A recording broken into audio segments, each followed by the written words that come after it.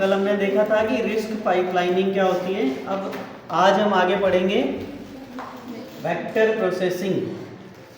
तो vector processing क्या होती है, जैसे अभी तक हम पढ़ते आ रहे हैं कि हम पैरेलल प्रोसेसिंग देखा था हमने कि क्या होती है और कैसे उसको अचीव करना है। तो एक टेक्निक उनमें से कौन सी है, हमारी वेक्टर प्रोसेसिंग है। तो वेक्टर प्रोसेसिंग क्या होती है, there is a class of computational problems that are beyond the capabilities of There is a class of computational problems that are beyond the capabilities of a conventional computer. अब ऐसी problems की भी एक class हो सकती है या होती है एक्चुअली, जिसमें क्या होता है, जो कंप्यूटेशंस हैं वो जो हमारा नॉर्मल कंप्यूटर है उसके बस की नहीं होती हैं। जैसे अगर कैलकुलेटर की मैं बात करूँ तो कैलकुलेटर को भी हम एक छोटा कंप्यूटर कह सकते हैं। शुरुआत कैलकुलेटर से ही हुई थी, फिर कंप्यूटर बना है। तो हर एक कैलकुलेटर की क्या है, एक क्षमता है, कितने डिजिट तक के उसमें नंबर आ सकते हैं। किया होगा सभी ने, एरर आ जाता है उसमें, ई लिखा हुआ आ जाता है, plus plus plus plus into into into into बराबर बराबर, दबाए जाओ और वो ई आ जाता है ना। छोटे होते हैं तो हमें बड़ा मजा आता है कि दबाते जाओ और ई आ जाता है लास्ट में। तो वो ई का क्या मतलब होता है कि उसकी क्षमता से बाहर हो गया, वो उसको एरर दिखाने लग जाता है, यानी कि मेरे बस का नहीं है। ठीक है, जो मेरे समझ में नहीं आती मैं उसको गलत ही कह देता हूँ, ये चीज़ तो गलत है। वैसे ही हर एक कंप्यूटर, क्योंकि मशीन है और मशीन में हम लिमिटेड ही रिसोर्सेज दे सकते हैं, चाहे वो कोई सा भी रिसोर्स हो, चाहे वो मेमोरी की बात कर दें हम, या उसमें पावर की बात कर दें, या और किसी भी तरह के रिसोर्स की बात कर दें, तो वो सब लिमिटेड है। तो लिमिटेड होने के कारण क्या है, उसकी अपनी एक सीमा होगी, वो कितनी बड़ी कैलकुलेशन, कहाँ तक, कितनी जटिल कैलकुलेशन को वो परफॉर्म कर सकता है ना, ये लिमिटेशन होगी। तो ये इसी चीज़ को कह रहा है, these problems are characterised by the fact that they require a vast number of computations that will take a conventional computer days or even weeks to complete. आपने देखा होगा, जैसे मेडिकल की बात करें, मेडिकल साइंस में क्या होता है, डीएनए टेस्टिंग जैसा कुछ होता है। तो उसमें अगर किसी को आपको मालूम हो तो उसमें क्या होता है, बहुत सारे कॉम्बिनेशन जो होते हैं, करोड़ों कॉम्बिनेशन जो होते हैं, अरबों कॉम्बिनेशन, उनको चेक करना पड़ता है ना। और कई सारे टेस्ट होते हैं, जैसे कल्चर टेस्ट बोलते हैं जिनको, 2-3 दिन लगते हैं, होता है ना, सैंपल ले लिया 3 दिन बाद रिपोर्ट आएगी। तो ऐसा क्या करते हैं उसमें कि 3 दिन लग रहे हैं उसमें, ऐसा क्या कर रहे हैं उसमें। कई तो केमिकल रिएक्शंस होती हैं जो कई घंटे में होती हैं, तो कईयों में तो वो देखना पड़ता है कि ये ड्रॉप एक डाल के देख ली और इसका 36 घंटे बाद ही रिजल्ट देखना, ही रिजल्ट तब है। कई तो इस वजह से लेट आते हैं, और कई ऐसे होते हैं जिसमें कैलकुलेशन परफॉर्म करनी पड़ेगी आपको, कि ये जैसे डीएनए वाला होता है, उसमें कैलकुलेशंस परफॉर्म होती है कि किसके कितने कॉम्बिनेशन संभव है। तो उसमें क्या है, समय बहुत ज़्यादा लगता है। एक सिंपल सी बात है, मान लेते हैं अगर मैं एक कन्वेंशनल कंप्यूटर हूँ, ठीक है, तो एक कन्वेंशनल कंप्यूटर को अगर हम माने कि किसी कैलकुलेशन, उसकी स्पीड क्या है, 10 कैलकुलेशंस की है। कैलकुलेशन मतलब 10 ऑपरेशन परफॉर्म कर रहा है वो, ठीक है, 1 सेकंड में, एग्जांपल के लिए हम ले लेते हैं, 1 सेकंड में 10 ऑपरेशन परफॉर्म कर सकता है वो, ठीक है। तो 1 घंटे में कितने कर देगा, 10 इंटू 60 है ना, 60 मिनट, और एक उसमें 60 सेकंड, और 1 घंटे में 60 मिनट, और एक दिन में कितने कर देगा, इंटू 24 कर देगा, ठीक है। सिंप्लिसिटी के लिए मैं इसको कुछ भी नंबर मान लेता हूँ, सपोज कैसे करें, इसको 1 कर देता हूँ। 1 सेकंड में एक कैलकुलेशन करता है, जिससे हमारी समझने के लिए आसानी हो जाएगी। तो ये कितना हो गया, 3600 इंटू 24, ये कितना हो जाएगा, लगभग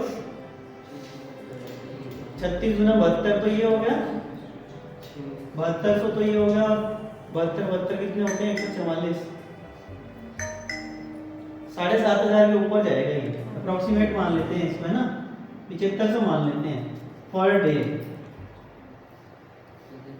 ठीक है। 7500 में 75,000 जाएगा, 2 और 2 4 जीरो आएंगे ना, 2 और 2 4, जितना भी है मान लेते हैं एक बार, हमें तो एक बार समझना है, ठीक है। हमने मान लिया ये 7.5 लाख कैलकुलेशन एक दिन में परफॉर्म कर सकता है।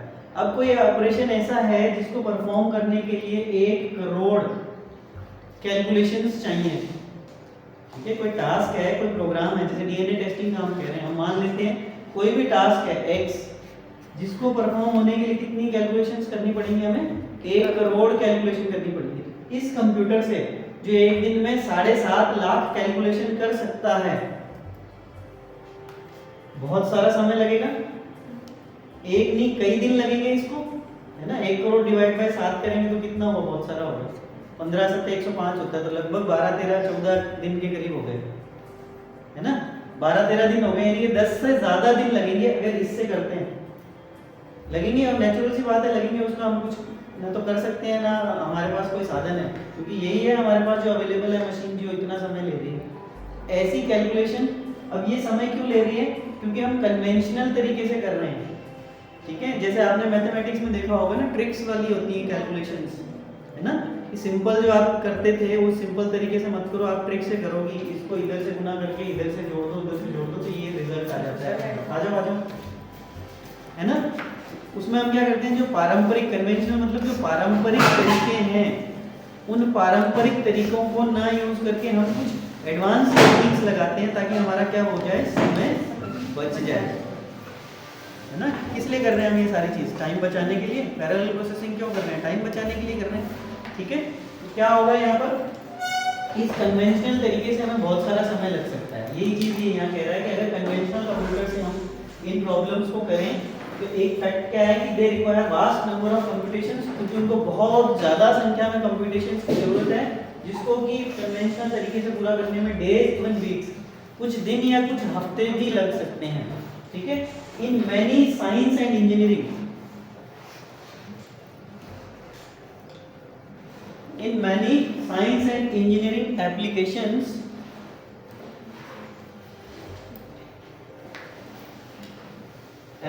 science and engineering applications, the problem can be formulated in terms of vectors and matrices that lend themselves to vector processing, ठीक है। वेक्टर हमने पढ़ा हुआ है, मैथ्स में हमने पढ़ा है वेक्टर क्या होता है, मैट्रिसेस हमने पढ़ी है क्या होती है। तो हमें पता है कि एक सिंपल मैथमेटिकल एडिशन करना और मैट्रिक्स का एडिशन करना, दोनों में बहुत फर्क है।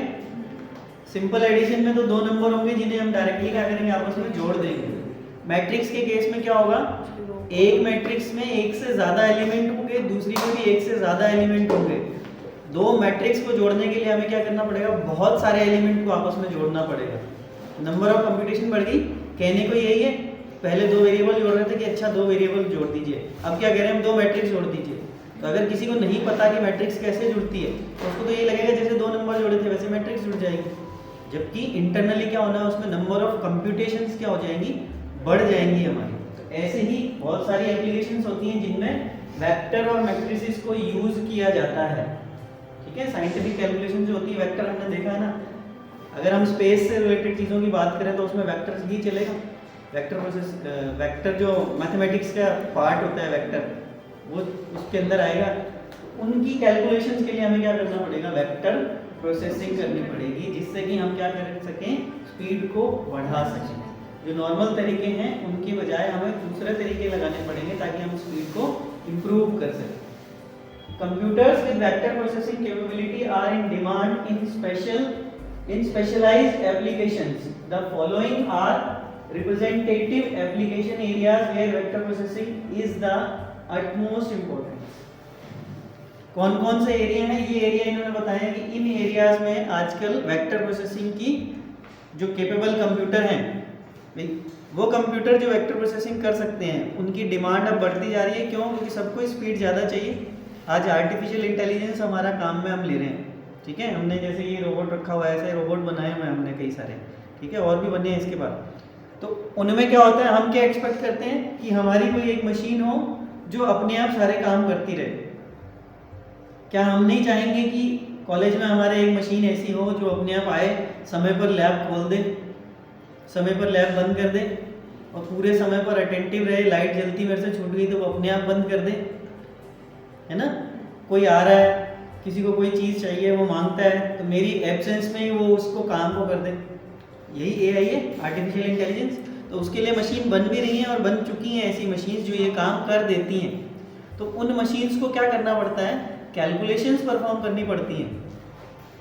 एआई कैसे काम करती है कि जो भी आपको करवाना है वो उसके अंदर आप पहले से उसको ट्रेनिंग दे देते हो। ट्रेनिंग मतलब उसके दिमाग में स्टोर कर देते हो, सीपीयू में स्टोर कर देते हो सारी चीज़ें।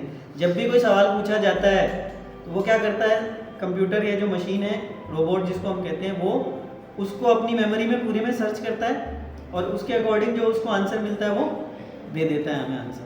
ठीक है, तो उसको वो सर्च करने के लिए क्या करना पड़ रहा है, प्रोसेसिंग करनी पड़ रही है। अगर वो मैथमेटिकल चीज़ है तो उसको कैलकुलेशंस परफॉर्म करनी पड़ेंगी। ठीक है, तो इसीलिए इसकी डिमांड क्या हो रही है, वेक्टर प्रोसेसिंग वाले कंप्यूटर्स की।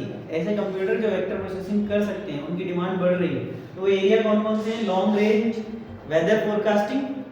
फोरकास्टिंग में हमें क्या करना होता है, भविष्यवाणी, जो प्रेजेंट है या पास्ट जो डेटा अवेलेबल है हमारे पास, उसके आधार पर फ्यूचर का प्रिडिक्ट करना कि 3 दिन से बादल इधर से ऐसे ऐसे मूव कर रहे थे, तो अगले 3 दिन में संभावना है ऐसे ऐसे मूव करेंगे, है ना, आता है।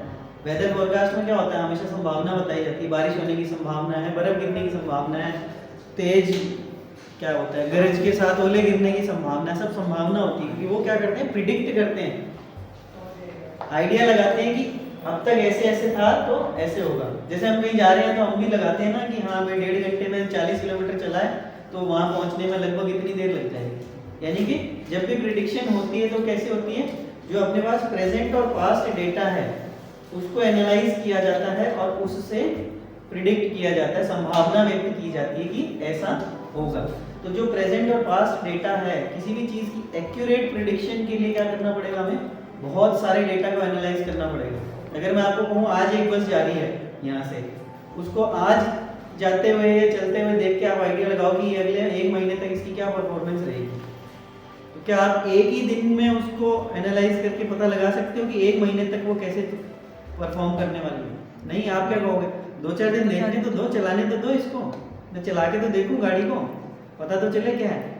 अभी एक दिन दिया आपने, 70-100 किलोमीटर 200 किलोमीटर चलाई है सारी, कम से कम 1,500-2 हज़ार चलाऊँ किलोमीटर तब जाके, यानी कि क्या चाहिए आपको, ज़्यादा डेटा चाहिए। ठीक है, तो जो डेटा है हमारा इनपुट डेटा, जहाँ पर इनपुट डेटा है जिसको एनालाइज किया जाना है या प्रोसेसिंग की जानी है, वो डेटा बहुत ज़्यादा होता है, तो वहाँ ऑब्वियसली कैलकुलेशन क्या होगी, ज़्यादा परफॉर्म होगी, है ना। एक टेबल है जिसमें 20 रिकॉर्ड है, उसमें से कोई चीज़ ढूंढना, और एक टेबल है जिसमें 20,000 रिकॉर्ड है, उसमें से ढूंढना, दोनों में ऑब्वियसली क्या बात है, अगर एक ही प्रोसेसर से कराएंगे तो उधर टाइम ज़्यादा लगेगा और हम क्या चाह रहे हैं, टाइम कम लगे। तो जब नंबर ऑफ रिकॉर्ड बढ़ रहे हैं, डेटा बढ़ रहा है, तो हम क्या चाहते हैं, हमारा जो प्रोसेसर है वो हमें ज़्यादा क्षमता वाला मिले ताकि वो हमें जल्दी कैलकुलेशन परफॉर्म करके दे दे।